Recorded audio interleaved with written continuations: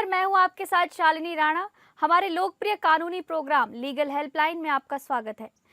इसमें हमारे कानूनी विशेषज्ञ रोजमर्रा की जिंदगी की समस्याओं से जुड़े कानूनी मसलों पर आपकी शंकाओं का समाधान करते हैं। आप भी इस प्रोग्राम से जुड़ सकते हैं और फोन करके हमसे कानूनी राय ले सकते हैं। आज हम आपको वकीलों के हितों से जुड़े कानून यानी कि एडवोकेट एक्ट पर जानकारी देंगे। हमारे आज के कानूनी विशेषज्ञ अधिवक्ता राजेंद्र साहू जी हमारे साथ जुड़े हुए हैं। नमस्कार राजेंद्र जी, आपका बहुत बहुत स्वागत है। नमस्कार शालिनी जी, नमस्कार। अगर एडवोकेट एक्ट से जुड़ा आपका भी कोई सवाल है तो आप फोन करके हमसे राय ले सकते हैं। हमारा फोन नंबर है 01206127 हमारा दूसरा नंबर है 01206127 01206127 हमारा दूसरा नंबर है 01206127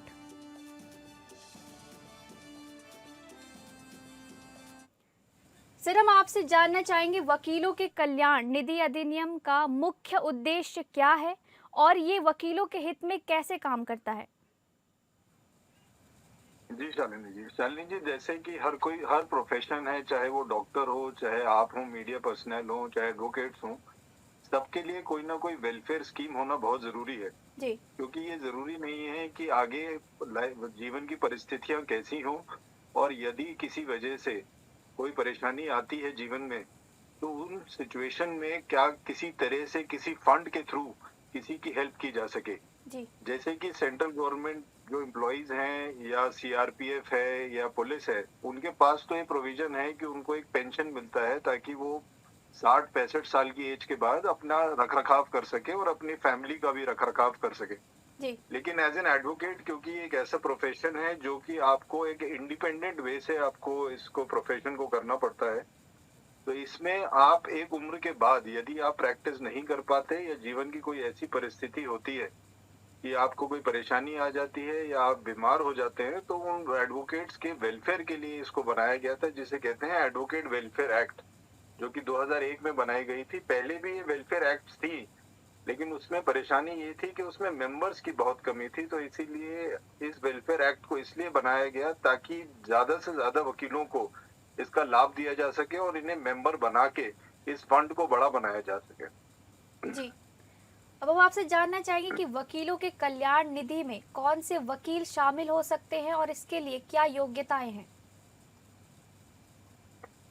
देखिए, एक लॉयर या एक वकील, जैसे कि आप जानते हैं, वो एक ऐसा प्रोफेशन है जिसके लिए आपको एलएलबी की डिग्री करनी पड़ती है। जी।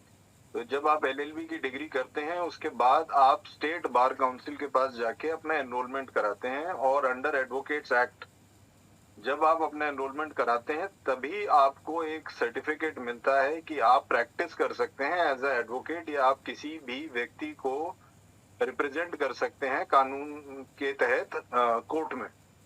तो जब आप एडवोकेट बनते हैं, जी। तो उसके लिए आपको स्टेट बार काउंसिल में एनरोल कराना है, और आजकल तो आपको AIB का एक एग्जाम होता है जिसको पास करने के बाद आपको सर्टिफिकेट ऑफ प्रैक्टिस मिलती है, जी। तभी आप एडवोकेट बन सकते हैं। तो जो एडवोकेट वेलफेयर एक्ट है, उसमें वही लोग बेनिफिट ले सकते हैं जो कि एनरोल्ड हो बार काउंसिल से। जी। इसी पर हम आपसे जानना चाहेंगे कि वकीलों के कल्याण निधि के लिए धन कहाँ से आता है और इसका प्रबंधन कैसे किया जाता है।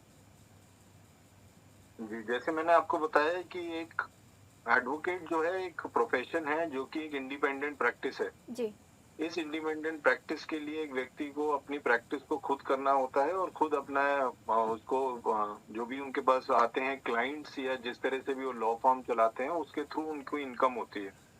तो जैसे इंडिया में आज की डेट में अगर आप देखें, इंडिया एक बहुत बड़ी कंट्री है, वहाँ पे 20 लाख के करीब एडवोकेट्स हैं, जी। और यूपी में ही सिर्फ 4 लाख एडवोकेट्स हैं। जी।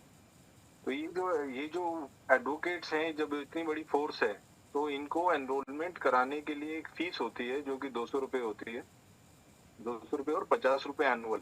तो जी। जब भी आप ये जो बनी है ये आपकी एडवोकेट्स वेलफेयर एक्ट, उस एक्ट के अंडर इस मेंबरशिप फीस के थ्रू जो अमाउंट आता है, उस अमाउंट के थ्रू और साथ में जो फंडिंग करते हैं, कई फंड्स आते हैं, गवर्नमेंट से आते हैं, स्टेट गवर्नमेंट से आते हैं या स्टेट काउंसिल से फंड्स आते हैं, वो फंड्स। और एक एडवोकेट वेलफेयर स्टैंप होता है जो कि 25 रुपए का होता है, जो हर वकालतनामे पे लगाना अनिवार्य है। वो हर और लाखों करोड़ों वकालतनामे फाइल होते हैं ऑल ओवर इंडिया। जी तो उनसे जो फंड्स जनरेट होता है, वो फंड इस वेलफेयर एक्ट में जाता है, जो कि वकीलों के लिए बाद में यूज किया जाता है। जैसे कि मैंने आपको स्टार्टिंग में बताया है कि अगर जीवन में ऐसी कोई परिस्थिति आ जाती है, तो वहां पर जो लॉयर्स इसमें एनरोल्ड हैं, जो इसके मेंबर हैं, वो जाकर इस निधि के सामने जाके बोल सकते हैं कि मुझे इस की जरूरत है, और वो अकॉर्डिंगली टू द केस वो आपको उस चीज का निवारण करते हैं। जी। अब हम आपसे जानना चाहेंगे कि वकीलों के कल्याण निधि से किन लोगों की प्राप्ति हो सकती है और इसके लिए क्या प्रक्रियाएं हैं? जी, जैसे मैंने आपको बताया कि इसमें जो भी आपकी फैमिली मेंबर्स हैं, जो एडवोकेट हैं, उनके फैमिली मेंबर्स हैं। अब फॉर एग्जांपल अगर किसी व्यक्ति ने 5 साल प्रैक्टिस की है और उसके बाद उनकी प्रैक्टिस में कोई अड़चन आ जाती है और वो आगे प्रैक्टिस नहीं कर पाते, या उनको किसी वजह से कोई मेडिकल प्रॉब्लम हो जाती है, या उनको कोई भीषण बीमारी हो जाती है, जैसे कैंसर है या कुछ है, तो ऐसे व्यक्ति जाकर इस निधि के सामने जाके, क्योंकि देखिए एक ट्रस्टी फंड है ये, इसमें एक ट्रस्टी कमेटी बनाई जाती है जिसमें स्टेट बार काउंसिल के जो जो एडवोकेट जनरल हैं स्टेट के, वो उनके हेड होते हैं। जी और जो सेक्रेटरी होते हैं लॉ इसके लॉ डिपार्टमेंट के, वो उसके पार्टनर मेंबर होते हैं। एक सेक्रेटरी जो होम डिपार्टमेंट के होते हैं, वो मेंबर होते हैं। 2 एडवोकेट्स होते हैं, और वैसे ऐसे सेक्रेटरी बार काउंसिल जो है उनका, वो इसके मेंबर होते हैं।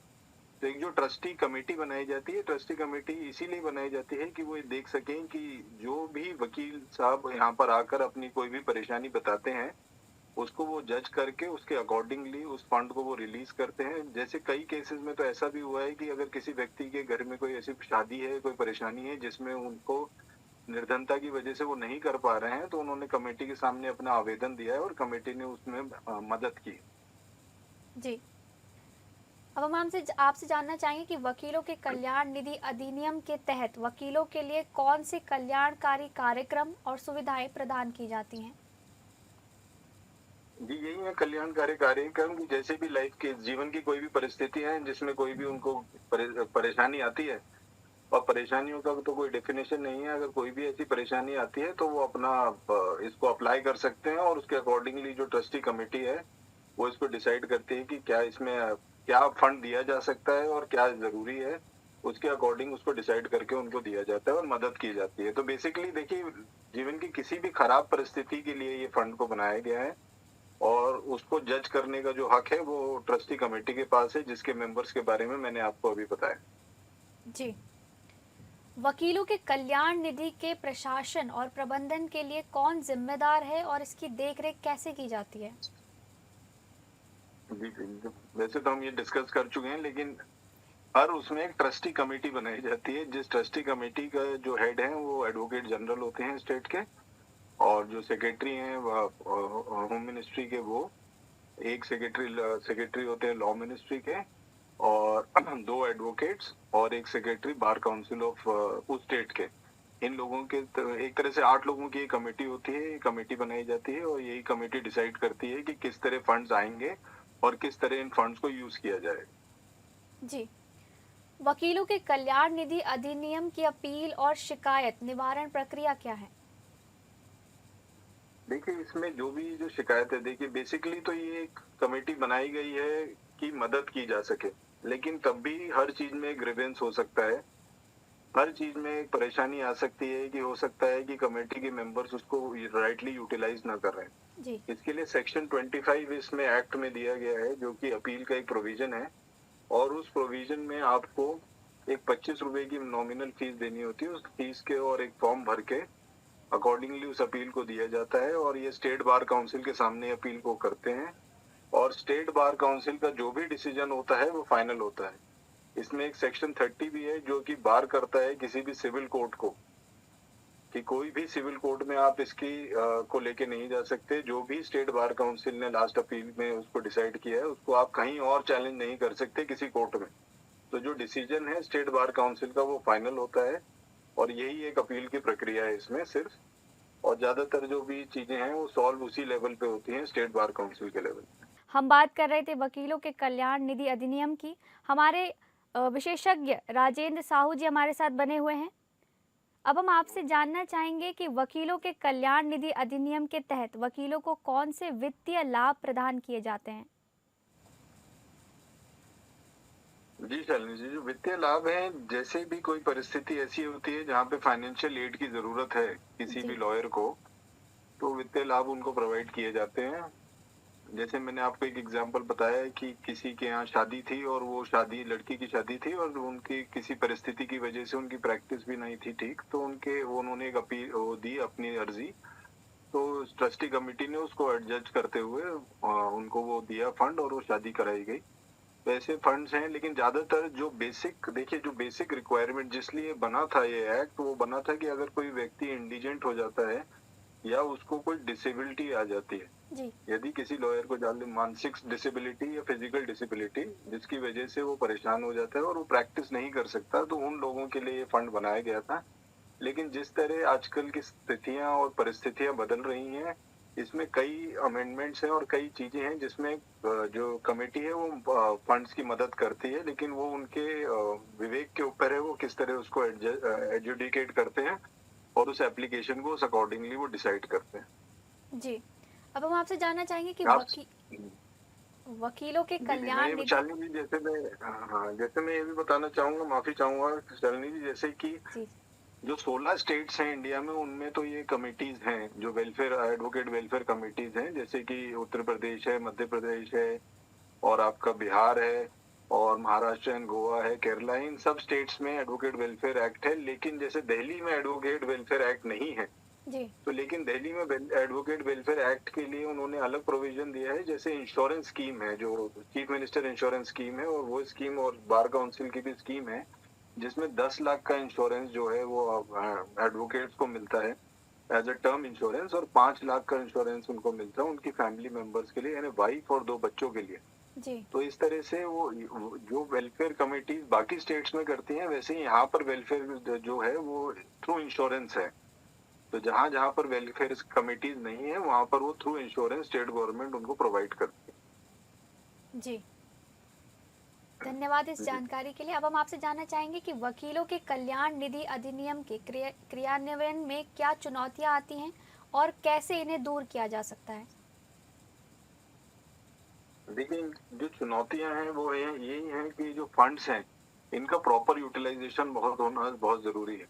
जी जैसे हर जगह पे ब्लैक शीप्स हो सकते हैं, तो हो सकता है यहाँ पर भी कई बार हुआ है, जैसे कि कई फंड्स का मिसयूज हो सकता है। जी तो जो फंड्स के मिसयूज हैं और वो जो फंड्स के लिए इन्होंने एक सिस्टम बनाया है, जो स्टेट गवर्नमेंट का भी सिस्टम है, वो स्टेट सिस्टम ये है कि हर साल की एक ऑडिट रिपोर्ट बनेगी और चार्टेड अकाउंटेंट के थ्रू ये ऑडिट रिपोर्ट बनेगी, ताकि ये चीज देखी जा सके कि फंड्स का कोई मिसयूज तो नहीं हो रहा और ये फंड्स किसी और ऐसे व्यक्ति को तो नहीं दिए जा रहे जिसको जरूरत नहीं थी और उसको दे दिए गए। तो इन सबको चेक करने के लिए गवर्नमेंट कमेटी में ऑडिटर्स और ये चार्टेड अकाउंटेंट्स की भी नियुक्ति की जाती है, ताकि ऐसी कोई परेशानी ना आए। जी। अब हम आपसे जानना चाहेंगे कि वकीलों के कल्याण निधि अधिनियम का वकीलों के पेशेवर विकास पर क्या प्रभाव पड़ता है। देखिए, बेसिकली तो ये वेलफेयर ऑफ लॉयर्स के लिए थी, उनकी सोशल सिक्योरिटी के लिए थी। जी और अभी कई स्टेट्स में ये भी इंक्लूड किया गया है कि जो नए लॉयर्स बनते हैं उनको 5,000 का स्टाइपेंड दिया जाए। जी तो कई स्टेट जैसे केरला ने इस चीज को स्टार्ट करने की कोशिश की है, लेकिन हर जगह ये स्टार्ट हो नहीं पाया है। तो अगर आप देखें तो उनका विकास, वकीलों का विकास इस तरह से तभी हो पाएगा वेलफेयर से, कि जब कोई व्यक्ति नया वकील बन के आता है इसमें, इस प्रोफेशन में, तो उस वक्त उसको अपने स्टैंड करने के लिए एक अमाउंट की जरूरत है जो कि स्टाइपेंड की तरह यूज किया जाता है। तो 5,000 10,000 की अगर इस वेलफेयर कमेटी के थ्रू उनको हेल्प मिलती है, तभी उस चीज को, इस लीगल प्रोफेशन को उस वे से जिस तरह से आप पूछना चाहते हैं, तभी उसको आगे ले जाया जा सकता है और उनकी मदद हो सकती है। फ्यूचर में जो है, जैसे कोई अगर 20 साल 30 साल प्रैक्टिस करता है, तो उसके बाद उनको जो भी ये फंड्स देते हैं according to schedule 1 of this act, तो उसमें अगर 15 साल कोई करता है तो उन्हें 15,000 का की वो है पेंशन। वो लेकिन हर स्टेट में एप्लीकेबल नहीं है। तो मेरा ये कहना है कि अगर इस वेलफेयर एक्ट को राइटली इनको अप्लाई करना है, तो जो बच्चा नया आता है, जो अभी एंटर करता है, जो कि अभी नया नया लॉयर बना है, उसको अगर ये स्टाइपेंड प्रोवाइड कर सके हर स्टेट में हर जगह पे, तो वो एक अच्छी वो होगी एक वेलफेयर स्कीम जिसमें उनका फ्यूचर गवर्न कर सकते हैं। जी। अब हम आपसे जानना चाहेंगे कि वकीलों के कल्याण निधि अधिनियम के तहत वकीलों के परिवारों के लिए कौन से लाभ प्रदान किए जाते हैं? इसके अलावा भी मतलब अगर कोई लाभ। जी जी। देखिए जो फैमिलीज हैं, जैसे मैंने आपको बताया कि अगर किसी व्यक्ति की डेथ हो जाती है जी। कार एक्सीडेंट में या किसी वजह से, या कोई मेंटल प्रॉब्लम होती है, या कोई ऐसा कैंसर या कोई बीमारी उनको कर लेती है, तो उसके लिए जैसे इंश्योरेंस तो है जो दिल्ली प्रोवाइड करता है और कई स्टेट्स प्रोवाइड करती हैं। लेकिन अगर वो इंश्योरेंस इतना नहीं है जो कि जिसके थ्रू वो उनकी मदद हो सके, तो ये जो कमेटीज हैं, ये जो कमेटी है और ये जो एक्ट है उसके अंडर जो कमेटी बनी है, उनके सामने वो अर्जी देकर उस चीज को क्लियर करवा सकते हैं और उनकी जरूरत के हिसाब से उस फंड को वो ले सकते हैं। जी। अब हम आपसे जानना चाहेंगे कि वकीलों के कल्याण निधि अधिनियम के महत्व और इसकी उपयोगिता को कैसे बढ़ाया जा सकता है? बिल्कुल शालिनी जी, देखिए, जो वेलफेयर है, वो वेलफेयर वर्ड का जो मतलब है वो अच्छी तरह से अगर यूज होता है और फंड्स को राइटली यूज किया जाता है, तभी इसको महत्वपूर्ण वो बनाया जा सकता है और इसे बढ़ाया जा सकता है। जी। जिस तरह हमने अभी डिस्कस किया है कि अगर कोई नया व्यक्ति इस प्रोफेशन में आता है, तो उसको स्टाइपेंड मिलता है ताकि वो जब तक इस देखिए बहुत स्ट्रांग प्रोफेशन है और बड़ा टफ प्रोफेशन है, जिसमें आगे बढ़ने के लिए कुछ सालों की जरूरत पड़ती है। और इसे प्रोफेशनल इसलिए कहा जाता है कि आप जितना इसे प्रैक्टिस करेंगे, उस प्रैक्टिस से आप आगे बढ़ते हैं। तो 1-2 साल 3 साल के बाद ही कोई एक लॉयर को किसी ब्रीफ को पकड़ पाता है या किसी उसको पिटीशन को ठीक से पढ़ पाता है। जी। तो इस चीज के लिए, उस प्रैक्टिस को एनहांस करने के लिए जो फाइनेंशियल एड है स्टार्टिंग में वो, और इस वेलफेयर फंड का राइट यूज होना बहुत जरूरी है। और इसकी कोई ना कोई स्क्रूटनी जरूर होनी चाहिए, ताकि लोगों को भी पता चल सके कि अगर इतना बड़ा फंड आ रहा है तो वो किस तरह से यूज हो रहा है। जी। बहुत बहुत धन्यवाद राजेंद्र जी इन सब जानकारी के लिए। आज के लिए लीगल हेल्पलाइन में बस इतना ही। नमस्कार।